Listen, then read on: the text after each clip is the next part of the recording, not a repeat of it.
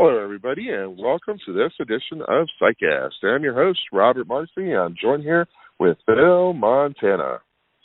Hey. There you go. He is here. So there's a couple of things that we wanted to go over just to give it a start. We got two products that we're going to talk about, and one of them is pretty hot, and it's by Michael Murray. And it's called The Solution. And I think Bill's got another product that he's going to be talking about a little bit later on. Is there anything you want to say, Bill, before we start this? No. Let's get into the eye solution. All right. Okay. So the first product, So this one we have is The Solution. It's by Michael Murray. And what it is, it's a really cool, really unique Rubik's Cube effect. Okay, now some of you might be saying, well, oh gosh, now here we go again. But let me tell you something. This one really stands out because in this one, the focus is on the spectator, not on you. Okay, so yeah, it's impressive when you do a routine for spectators where you magically solve a Rubik's Cube and things of that nature. But with this one, your spectator actually does it and the focus is on them, and which is really cool. So what you do is you hand a spectator a mixed up cube, they put it behind their back, and then you give them the power to magically solve it. And I took a look at it, and there's some even big names that really liked it. If you go onto Michael Murray's site, you can actually see a performance of this being done on national TV here in America on the NBC morning show. And the person that did it, he did it for Al Roker, and it looked really nice. And I mean, you could just tell by the look on the on the host. They're like, "Huh? How?" And it really freaked them out. So essentially, and that's what it is. And you got some big names behind this. I mean, you've got like Carl Hine, Mark Elston, and Leor Minor, and even Mark Salem giving rave reviews about it. And essentially, when you look at it, I mean, it just looks really good. I really liked it. And the thing about it is, as you can see on the website, if you go to Michael Murray's website, which is mindfx.co.uk, if you go to his site, you can see The Solution, and it really is easy to learn. And the cool thing about it, now this is what really got my attention, is that it said it requires one regular cube. And I was thinking to myself, no way. I mean, it looks fast and so clean. And I was like, well, it's got to be a gimmick cube. Nuh-uh. No, with this one, it only requires one regular cube that you can go to any store and pick up. And that just completely blew me away. So what do you get with this? You get a full PDF manual that talks about it. And then in that manual, you also get a link to a special area where you can go and check out some instructional videos on how to do it, how to set it up, all that kind of stuff.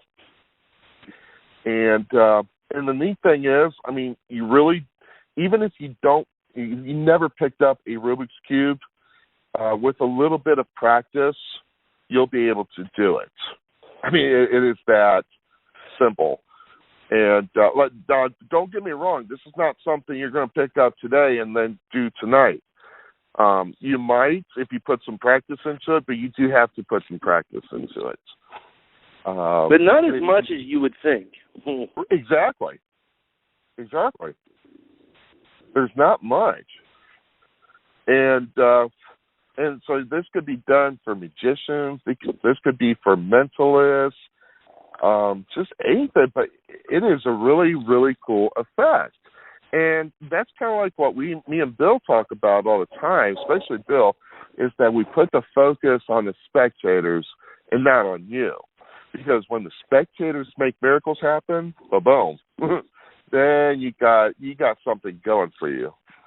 So with the solution, this is something I do highly recommend for any of you guys who want to add something really unique. Because here's the bottom line. You got so many things you could do as a mentalist. You could do the same old, billets and predictions and this sort of thing. But with the Rubik's Cube, you're adding a whole new element to your show.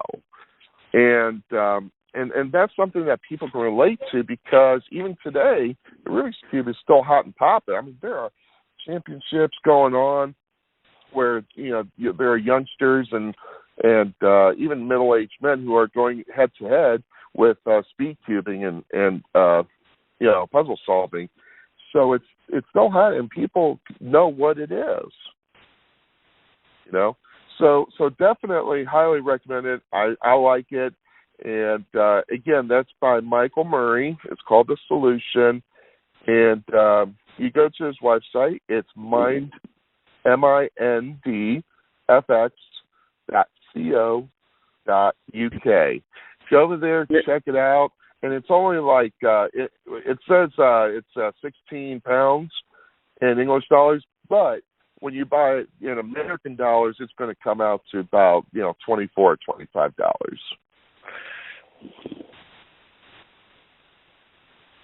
Yeah, it's not a bad piece of the money. What I like about it is once you learn the moves, the simple moves, and a few of the other details. Let's say you're traveling. We talked about this before. You're traveling around. Boom, your show's gone. You got a 15-minute act to do or something. You can go to the store, get a Rubik's Cube, you're ready to go. Exactly. So that's nice. Effects like this don't come along too often. That you can just grab a piece off the shelf and then go work it, Into a pretty good effect. I mean, I could see a guy closing his, doing the final effect of the night or an encore effect using this kind of thing. Exactly. You can pretty much put this one just about anywhere in your show, which is nice. It's pretty flexible, actually. Right. And it's different.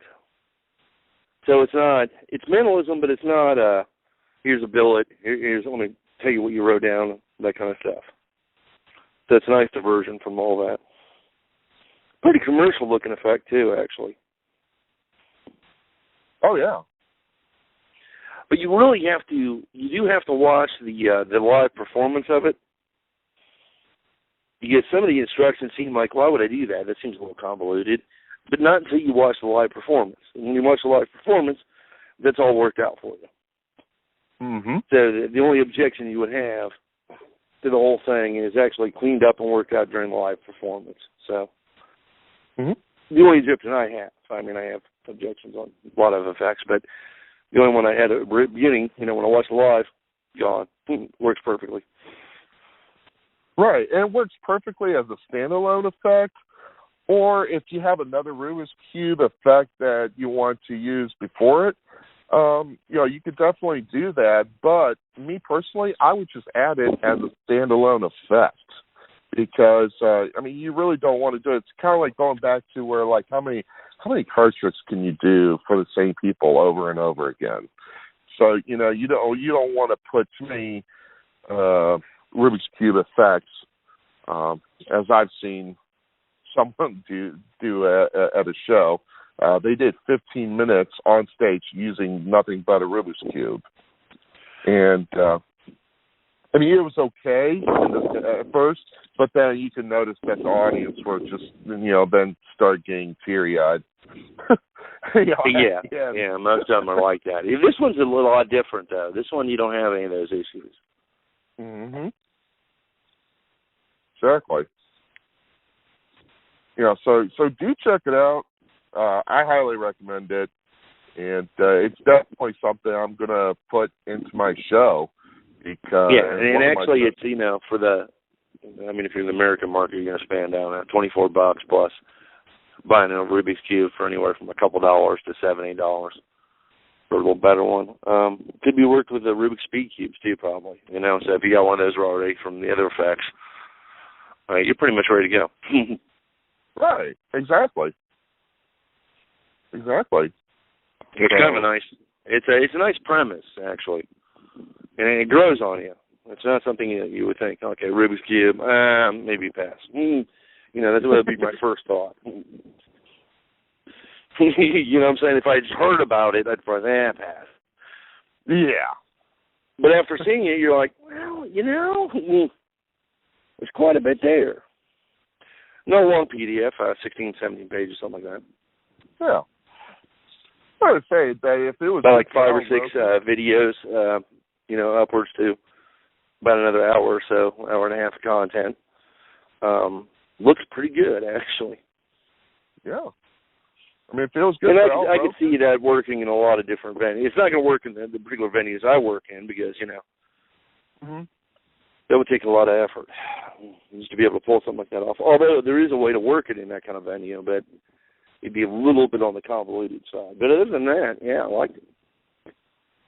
Yeah, I was going to say, that if it was good for Al Roker, then it's definitely going to be good for your audiences. Right, it's the type of thing that you might be able to get away playing at a side party. Mhm. If you're doing the traditional side party where you're getting ready to do readings after, and you're using this as the open premise. I was even thinking that this could work in a seance.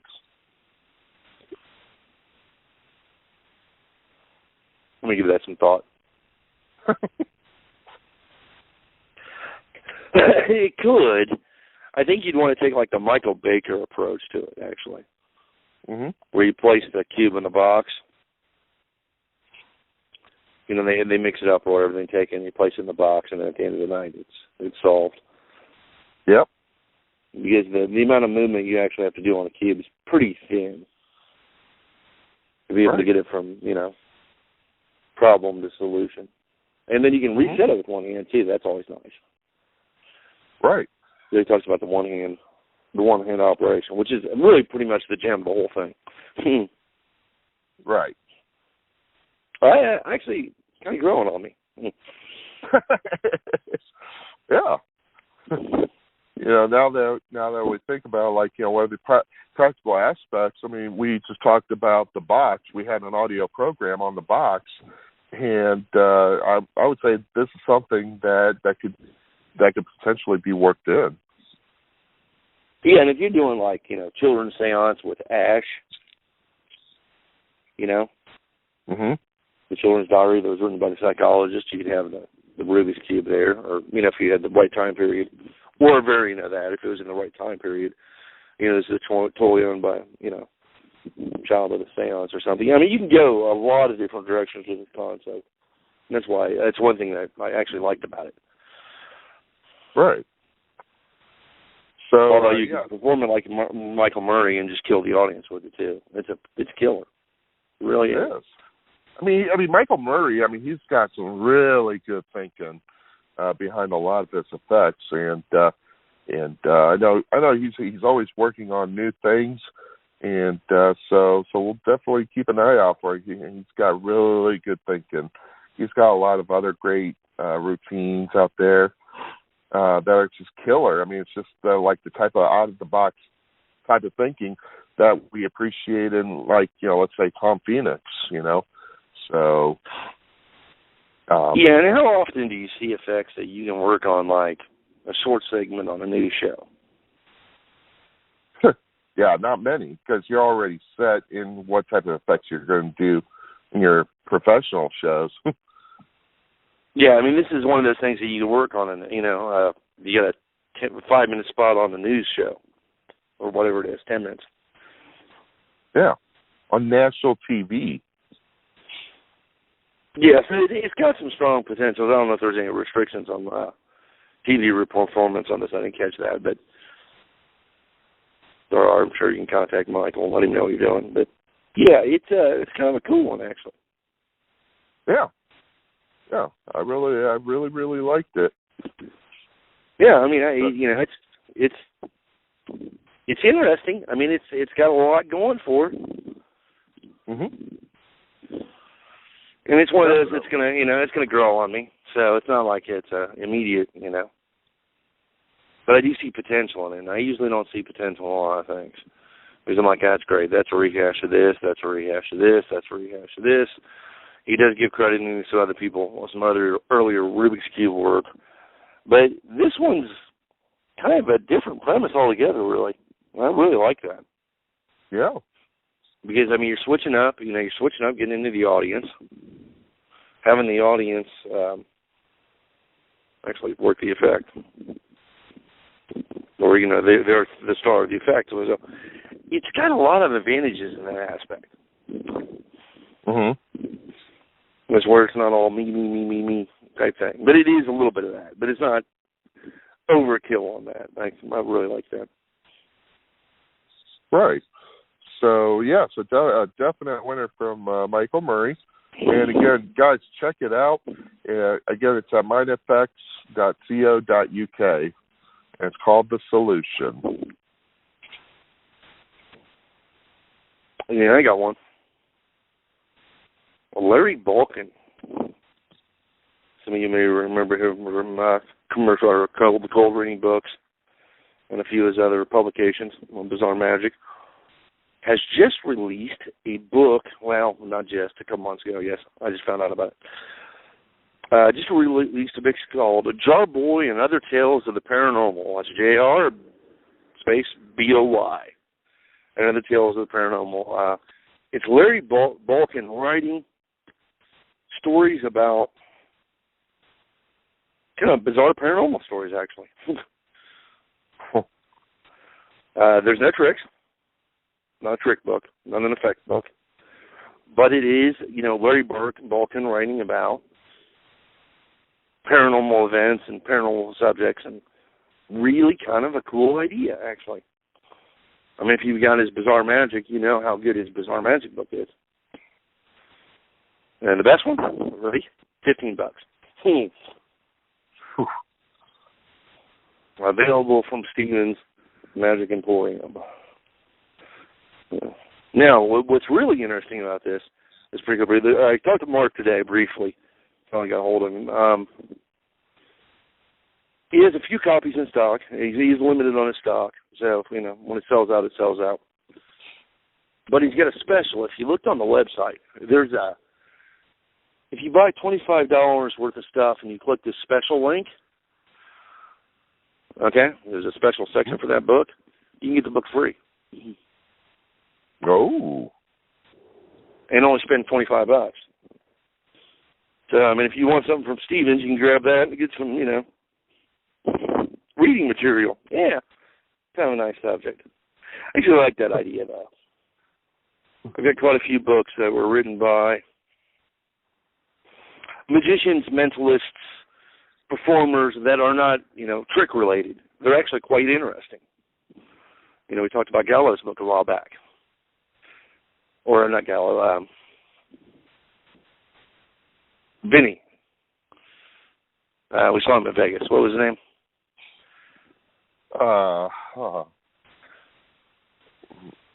Anyways, the guy who got naked on Penn and Teller, that guy. Oh, yeah. Okay, I know what you're talking about. Brain shot today. Yeah, but he wrote a book of encounters with other known magicians, and he tells stories about, flying with, jumping on a plane, running into a magician. Great book. Very good read, actually. And it's that kind of thing. Those kind of books I like, and I like seeing literature by magicians, because most of this type of stuff is not expensive, because you're not really, there's no effects involved. Except I think that one does have a few things in it, but yeah. Like with the Larry book, you just got, Larry writing his thoughts on bizarre stories. Now, this could be used for context for all kinds of things. Yeah, Benny Grasso. Benny Grasso, that's it.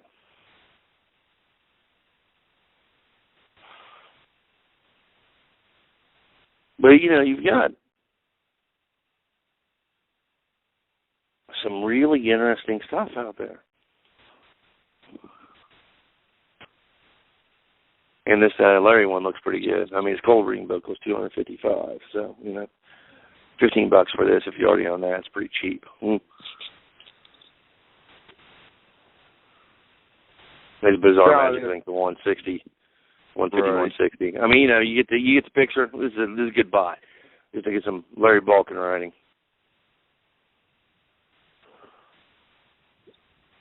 And he's merging into his fiction writing stuff. So I mean, there's some of it to be, but I can tell you right now, they're going to be tales based on his experience. There'll be some of his experience in there in those tales. Things that he encountered that were quite bizarre, which is going to make the book just that much better. When you know the background of who Larry is. So yeah, that one's going to be a cool one for $15 or $25. Spend $25 and get it free. That's a good deal. So what else you got? Other than that, I don't have anything else. Oh, okay. But you had some massive mojo for us this week. Yeah. Yeah, so this one, yeah. So I would say the solution and then this new book look like definite winners. Jar Boy, Other Tales of the Supernatural. Yeah, that's the one I saw, and I thought, yeah, that sounds pretty cool. Yeah, I understand there's no tricks in the Jar Boy book, but none. But they got some really valuable stories. Yeah, I mean, I don't think this is going to be the one for that kind of thing. I think it's going to be the one for further thoughts of getting inside Larry Balkin's head to understand some of the other stuff you already know. Like his the Martin Balkin book, which was like I said, $255, big thick hardcover with all the collector writings of Ron Martin, Larry Balkin. Killer work. You know what I'm saying? Yeah. But this one will give you some more insight in Balkin's mind, so I think that's going to be a winner right there. It's also interesting enough, and it's fairly cheap, $15. Buy a copy. Or if you need to pick up some more supplies, buy your supplies and get a copy of it free if you spend over $25. I mean, really, does it get much better than that? No, it don't. Because I know some of the guys that listen to the show are Balkin fans, so they're going to be pretty much turned on to that. And be like, it's out, okay. They're like, yep, we got it. Yeah, there was rumors of it coming out a while back. I mean, a while ago. And, we started working on it. And then I didn't hear anything. Apparently it's out. So, GRB copy. Cool. So what else we got? We got anything else in the news? Nothing else that I can see right now. Yeah, I didn't see much this week either. This is a little bit busier than last week because of Michael's product. Mm-hmm. But the new stuff's been coming out slowly, starting to come back out again, so we may be out of the dry spell there. Yeah. So what are we going to get into tonight?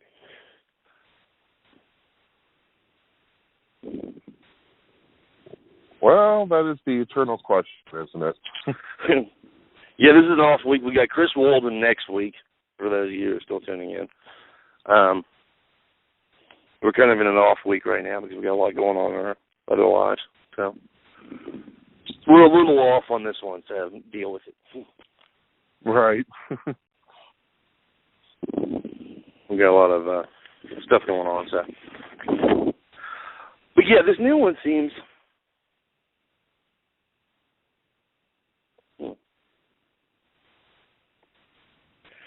So let's cover, what do you want to talk about tonight?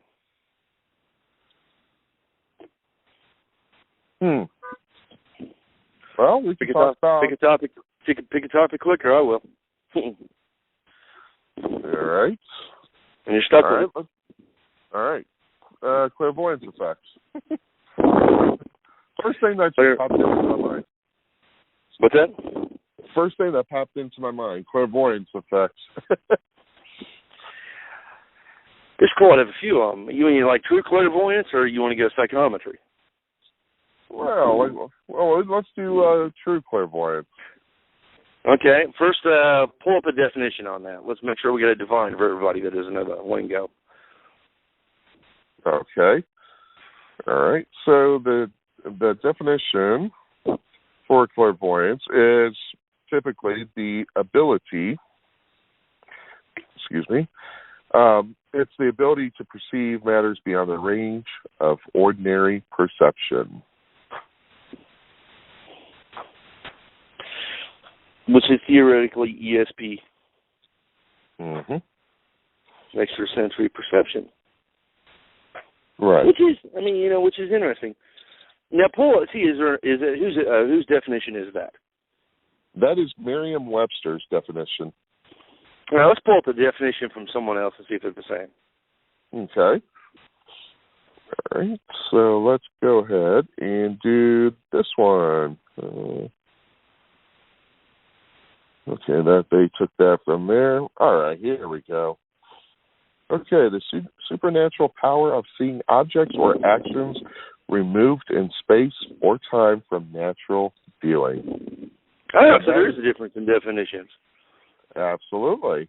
And who did that one come from? That one's from dictionary.com. Let's grab one more, see if we can find another one. Okay, so if we go one more, then let's just go here. Okay. Oh, there's a reason we're doing this. But... Okay, that actually. Okay, let's see here. Okay, so. Okay, it refers to the ability to gain visual telepathic information about an object, person, location, or physical event through means other than known human senses. Okay, go on to that. Which dictionary are you in there? I'm sorry, which one? Which dictionary are you at on that one? This one is from actually from a website. No, just a general website? Yeah. See if they have senses up on that.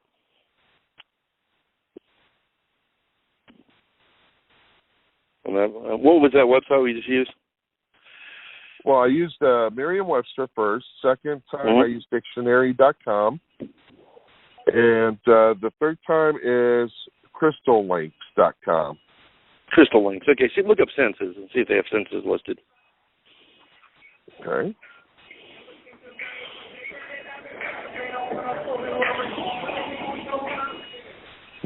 All right, so clairvoyance, senses. Clairsenses. Yeah, that's clairsenses. Do they have just senses? No. Okay. What do you got to learn in clairsenses? So with that, I have clairvoyance, clairaudience, clairsentience, clairsense, clairtangency, clairgustance, clairempathy, and channeling. Wow, channeling is a sense now. That's interesting. Right. Okay, the point of that exercise is a lot of people will define some of these terms, either in parapsychology or general science, in very different ways. And you can see an example of that because we just gave it to you. So when you're performing an effect like this and you want to define it, okay, you would go not necessarily to Webster's. I mean, Webster's is always a good start. You know what I'm saying? But you can go to things like Encyclopedia Britannica. You can go to dictionary.com and pick up different aspects and definitions of this thing. Okay. And that's important because what you want to do then is to convey the concept to your audience in the simplest language possible. Okay, so like that third definition with telepathy, they may not know what that is, so then you'd have to go back and define that. Okay, that would be bad. Mm-hmm. You see what I'm saying? All right. So what we want to do is we want to define something in a fairly simple manner. Now, you can get more advanced if you're in a more advanced group, like if I'm speaking at one of the groups I regularly speak at. It's a fairly advanced group with a lot of knowledgeable people in the room, so we can use terms like that. But for your general audience, not a good idea to do that. And I've seen it. You know, I've seen guys use these advanced definitions with telepathy and talk about clairaudience and all this stuff, and then the audience is like you're speaking another language to them. You might as well be speaking Russian or something, you know. It's a bunch of hillbillies. They have no idea what you're talking about. Right. So the problem here is that if we don't keep the definition tactful and simple and definitive-like, you run into problems. So, see, you set up in a situation where you're getting ready to perform some of this kind of stuff, some kind of like ESP type stuff.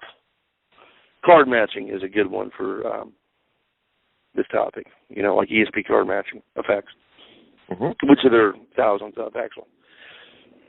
But these kind of things are really good for this kind of demonstrations of this thing, because you can work them in two different ways. You can work them as, yes, you're the mental listener, you got it right, or they're the participant and they got it right. So, you know, either way, you get both of those angles, you know, and we always like having effects that have presentational methods that can be employed where it can be done as the spectator gets all the credit, or I can get the credit. So, you know, any effect that's open-ended is going to be very useful in any type of ESP kind of effects.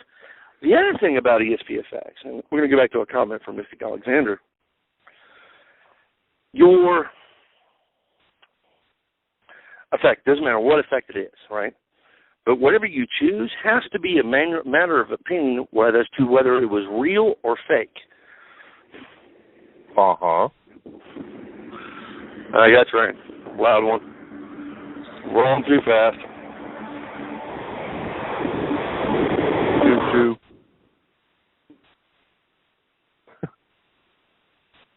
Louder than usual. But so we want to look at, when we look at these kind of things,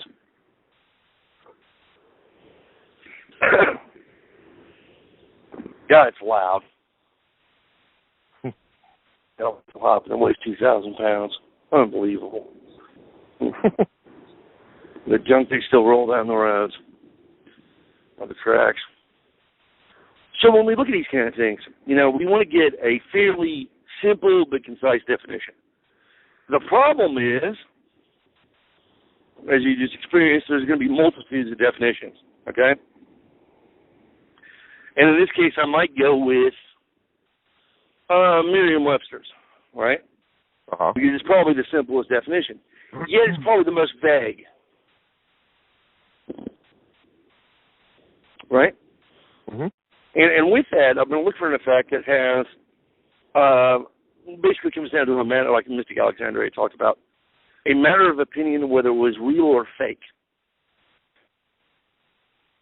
So you want the method to be fairly subtle and clean. Right. You know, you really want it to leave it on just a matter of opinion. Well, did that really just happen, or was that gaffed? Because this way you're looking for things with really, really simple methods. You know? I do a second deal. I do a glide. I do a bottom deal. Very, very simple. You know, one, maybe two moves tops. And the entire routine, and all the moves are masked with repetition of other moves, you know, of other standard dealing moves. Like I'm dealing cards off the bottom of the deck. You know, and Bob Mason handled that beautifully back in the 70s, or when he did things like Mark Thon stuff and a few of the other programs. But, He said, we're not going to do from the top, we're going to do from the bottom, so it's harder for me to cheat. Because he also handled his cars very sloppily, you know. At the start of the fact he'd usually drop them and then do a false mix that looked even worse. I mean, it looked sloppy, you know. He never handled his playing cards like a gambler would or a skilled magician. You know, he handled his cards very haphazardly, sloppily. Maybe you would see a lot of overhand dealing. You know, almost a Hindu kind of shuffle type thing, but more sloppy, done from the sides, or done from the top edges of the deck, top and bottom edge of the deck. Still basically a Hindu, it's just done a little bit of reverse. But it's not going to look like a Hindu, it's going to look like grandma shuffling. And that's kind of what you want. Right? Because if you go out and finger flick cards and do some extreme card magic moves or something, you've done lost it. Right. Well, your believability's down from that point, right? I mean, a finger flick with cards rolling around on your fingertips and like a multiple fan, and then do the multiple cut thing where the 4 or 5 cuts and spiral flips over and you're done, screwed. Mentalism is over at that point. Because you have nothing to go to after that, you know? So you want everything to be kind of sloppy, haphazard, drop a few cards, put them on the bottom of the deck when you're trying to stack it. You know, if you got 2 cards from the top of the deck and you need them on the bottom, they actually just fall off the deck and fall on the table and put them on the bottom, done. But you make everything look kind of sloppy and accidental. It looks more believable. Now, that aspect alone takes probably even more practice than doing the flashy moves, To make something look sloppy but believable does take practice.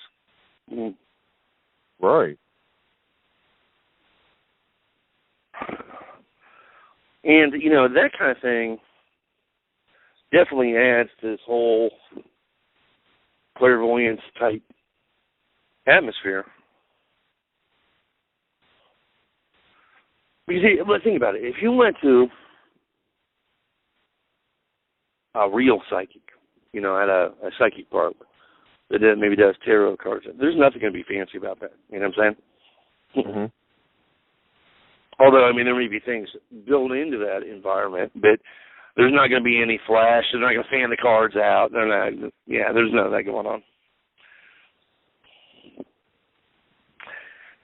Plus, there's an advantage that I've always liked when the audience thinks, I can shuffle cards better than this guy. Yeah, can you? Oh, yeah? But, it's a skill to make it look sloppy. You know what I'm saying? And even when you're dealing with envelopes, a stack of envelopes, not handling them like playing cards is a really good idea. Handle them like envelopes, kind of sloppy, haphazard. Give them a quick mix or something, but nothing flashy.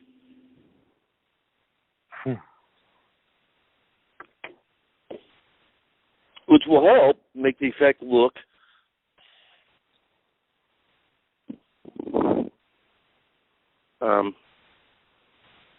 more of a matter of opinion whether it was real or fake. That's really the premise. Would you say? Right. Oh, yeah. Oh, absolutely. Well, the premise of doing this kind of mentalism isn't the effect. And it sure in the hell isn't, which is the best. What's the best one for this? There it is not.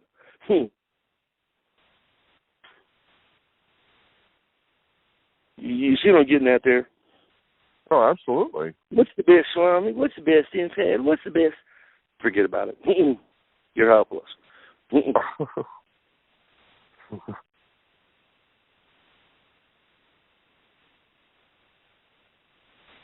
Because, what I may like, and I find comfortable for me, you're not going to like it. You're also not going to perform it the same way I would. Right. So what's the point of the best? Yeah, there is no point. There is no point. What's it'd make more sense. What's the worst? Mm-hmm. Because there are some out there. There's some impads out there that are complete utter crap. There's some Stormies out there that are just as bad. So in that case, knowing what is the trash of the game, the top 10 pieces of trash that were ever put out in the market, may lead you to at least one of decent quality that you could actually use. You see what I'm getting at? Yeah. And a lot of these foreseeing event effects, as in clutter audience, or hearing events, as in clutter audio, but all these kind of things have to do with a very simple premise, right? Mm-hmm. A couple of the more grander effects are, you even know the guys, what color the clothes the guys or the lady's wearing, that came up from the audience on stage at the final effect, because it's all in the thing, It's all part of this whole genre. Now, even in that, I'd have to say there are great effects, and then there are some that are a wee bit too labor intensive to be effective. You see what I'm getting at? Right. Yeah, and you know what I'm talking about. Some of them are so convoluted. You have to do so much work just to get. Interesting concepts, though. Some of that convoluted work was fascinating, and it was interesting, to read, and it did have some merits at certain points, but at other points, it was like, if we streamline this, we might have something. Because I don't want to work that hard on a stage, Right. Because we literally have other things going on around us, like we're paying attention to the audience, trying to get visual cues. We're paying attention to the wings of the stage. We're paying attention to what's going on in the environment around us. Because, our way of working, we exploit those kind of things. Uh-huh. We'll turn something nonchalant that happened almost haphazardly into a major miracle if we can. But we're also paying attention to that kind of thing, if you're doing it in effect, hang on. If you're doing an effect where there's a lot to do, you got a lot of busy work to do during the effect, I don't think that's good mentalism. No. The effects may be entertaining, and some of them do require an extraordinary amount of work to pull off. Mm-hmm. But for those effects, sometimes you get extraordinary results. It goes back to being a matter of opinion then. But it's there's a tricky line there, really. There's a real tricky line there where one thing can go one way and go south pretty quick, too. Oh, I forgot the double lift on position number 17 of things I have to do. Well, screw the effect. And you don't see that much today. You did it in the 60s and 70s, and some in the 50s, the work that came out in the 50s. Some of those effects have a little bit too much to do. Right. I like to keep the whole effect concept down to one or two things I need to do. Preferably one would be fine.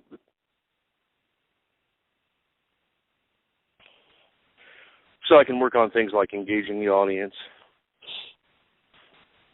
improvising with the audience, that kind of thing, Because those things seem to add more to the show than this over rigidly scripted stuff. Now, it's true, there is times that scripted stuff is great, but there's times where scripted stuff is just going to put everybody to sleep in about 30 seconds. Oh, yeah. From my experience, working in live rooms with real people. And some things can be scripted and come off very well, but when it gets to the point of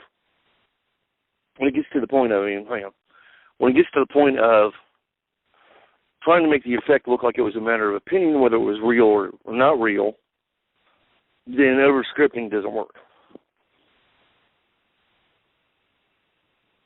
95% of the time. You see what I'm getting at? Mm-hmm. Because it's too scripted. It's too rigid. It's too convoluted in a way. Because a lot of those over-scripted effects have way, way, way too much stuff going on. That's why I think that the Murray piece that we talked about earlier, the eye solution, I think is what we called it, the Rubik's Cube thing, you have very minimal scripting in there. You don't have a lot of rigid pattern that you have to go through, and that's nice, Right. And he gives you some things on that. But it's not like it's one of these effects where you have to say this and then say this and then say this and do this and say this and do this and then say this. None of that. And I think that might be one of the reasons that appeal to a lot more working pros, because they can just fit it into their own style. Exactly. Yeah, there's not much of that rigidity. Yeah, and it's not. A lot of these new there are certain things you have to do. To be able to achieve the effect. That's just the nature of the beast with puzzle type effects. But with this one, you don't have that over-structured thing. It's a little bit more free-form. Because that's what's going to kill them. It's going to look very natural. But that gives the same thing with all those clairvoyance effects. You don't want clairvoyance effects that are too scripted. You don't want clairvoyance effects that there's just way too much to do. Like clairvoyance effects out of maybe a billet peak and a billet switch, or anything beyond that. If you're using billets, is too much work. You know what I'm saying? Right.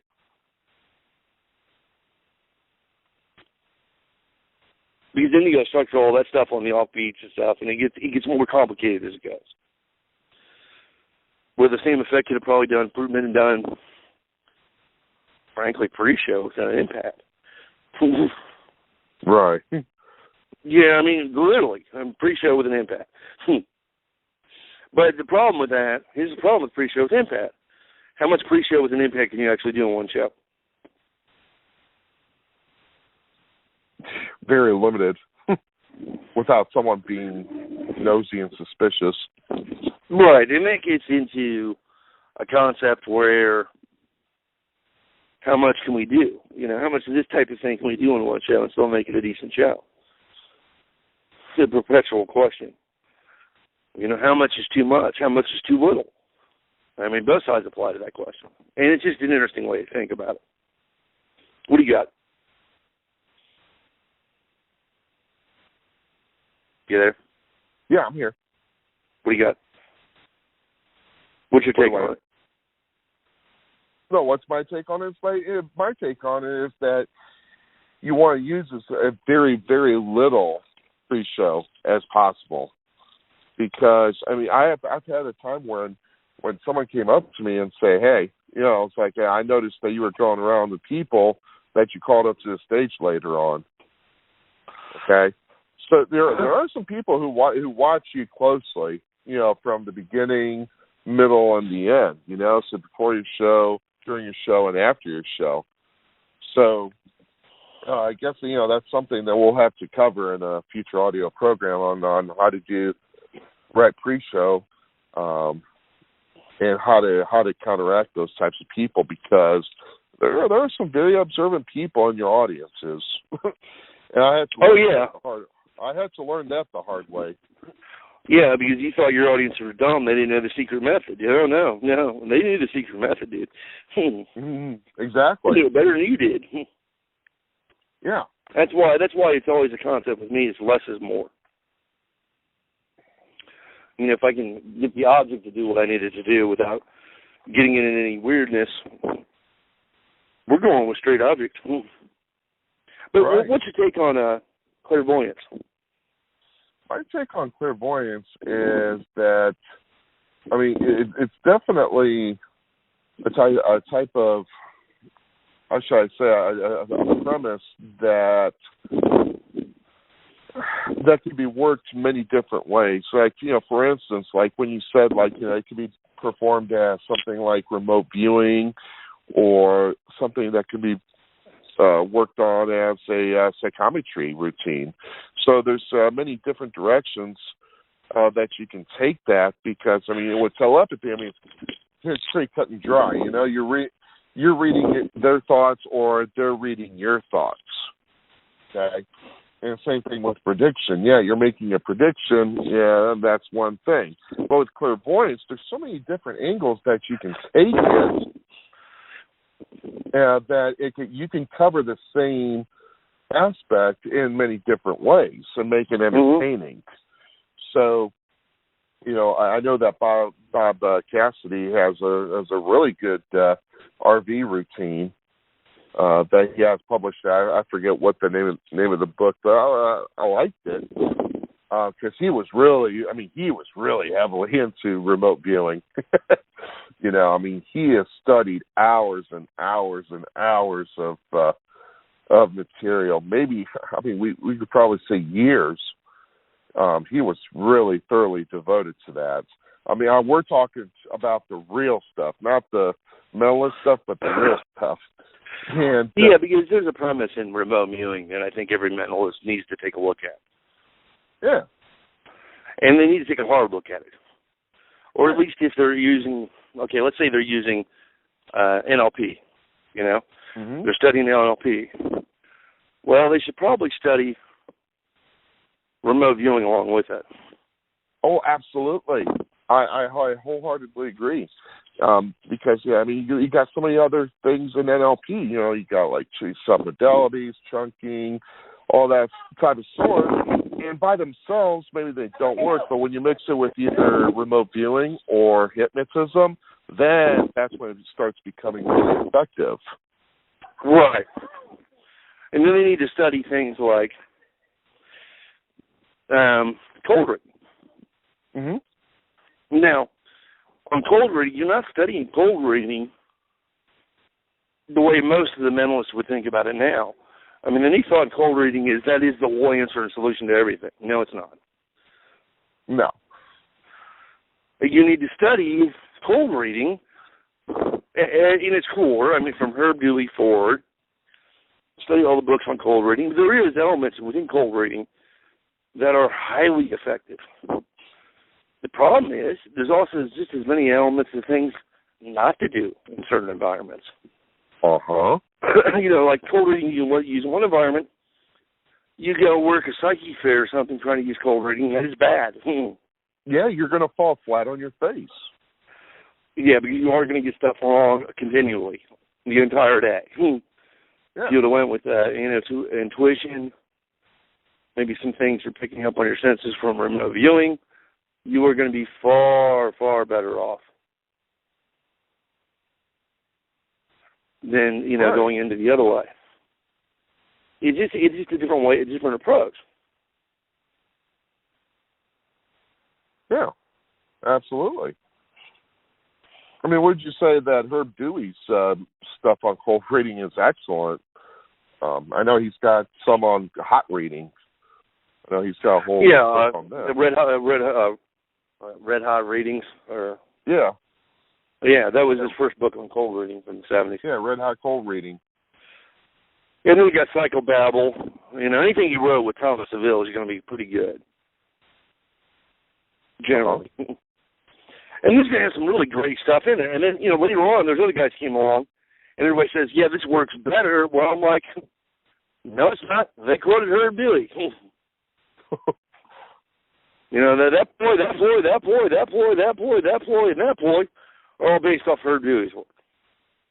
But you don't want to read Herb Dewey. You don't want to find out what the core context of this ploy is. Makes no sense to me. Right. I would suggest that other people would have check out Robert Nelson's materials. I mean, they're absolutely fantastic. I mean, this is the guy who did horoscope pitches for so long, and he held his audiences. With that, he made so much money just doing the horoscope pitch alone. Well, also you looked at Nelson's Magic Shop, and he's selling magic amulets, and other trinkets to be sold in the back of the room. Mm-hmm. But years later they say, well, that's not a part of mentalism. Yes, it is. Yes, it is. The number one magic dealer in mentalism used to sell magic amulets, pitch books, horoscope readings. Horoscope cards, astrology, the whole nine, people. Yeah. And that's the number one dealer in magic and mentalism for mentalism of all time. Robert Nelson, all that stuff. Yeah. Nobody's even come close. So you can't tell me he's not, that's not part of mentalism. It may be covered in the related arts, as he put it, in the Encyclopedia of Mentalism or related arts, but it is very much part of mentalism. Yeah. Now, it's also optional if you practice any of that, but if you do, you shouldn't be condemned for it, because you're, in my opinion, you're a mentalist. Right.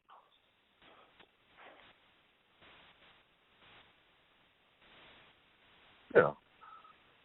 But I think there's multiple avenues to go into. When we look at clairvoyance and clairvoyance type effects, we can even go fairly far back. I mean, we can go back into the days of Mesmer, from the 1700s, and all the way up through. And there's a lot of premises there, magnetism, the whole magnetism aspect could be worked into various forms of, prediction type effects, or foretelling the future of things that are going to occur, or any number of things. It's really pretty much a wide open market, depending on how you term it, what terminology you use. And that's why I say, with a modern audience, use the simplest terminology you can. I totally agree. Because that simple terminology, even if it's simple terminology and don't understand the word, they'll look it up and that word won't mean really what they thought it did. And it'll mean something related to what you said, but it's, simple terminology. So it can be taken with, multiple meanings, which gives you multiple outs. Mm-hmm. Which is better, Right. I mean, mentalism needs to be simple. For the most part. I mean, it needs to be real simple. Mm-hmm. Yeah, and that's the key right there. It's simplicity. Yeah, and the easier it is,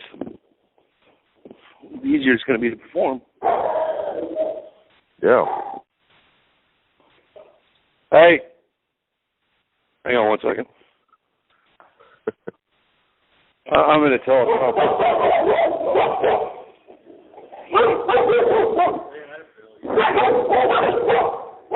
Yeah, the dog sale. Yep. That's new woodworkers moved in the building. Yeah, they sound like nasty little dogs. They're not small, dude.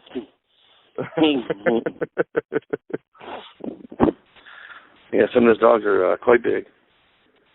Yeah, there's 3 of them. Yeah, so I mean, this whole concept, and that's why there's a lot of the stuff that we'll be reviewing on upcoming episodes of the Psicast, even on the off weeks, pretty much. Mm-hmm. We're going to be looking at some stuff that just has simple premises, very effective, easy to do, not going to be too tough to work or anything. So that's really, I don't think we have a whole lot for this one, do we? Not right now. No. Excuse me. Okay, well, we just added 2 sneezes to that. we get some static and noise because I walk around, and you're up in Cleveland walking around. And yeah, it's allergy season.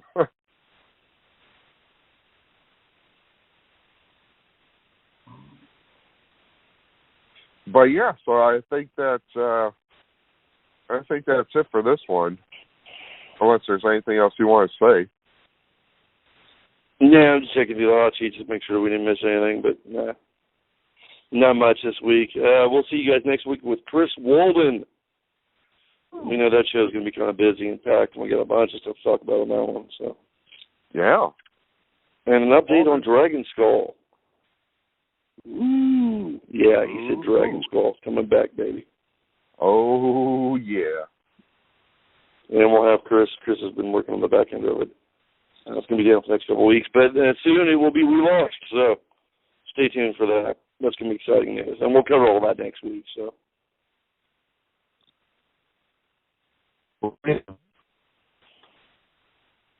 and take us up. Well, that wraps up this episode of Psicast, and join us next week, and we're going to have Chris Walden on. So he's going to be sharing some really interesting things there. So, all right, guys, well, we will see you later.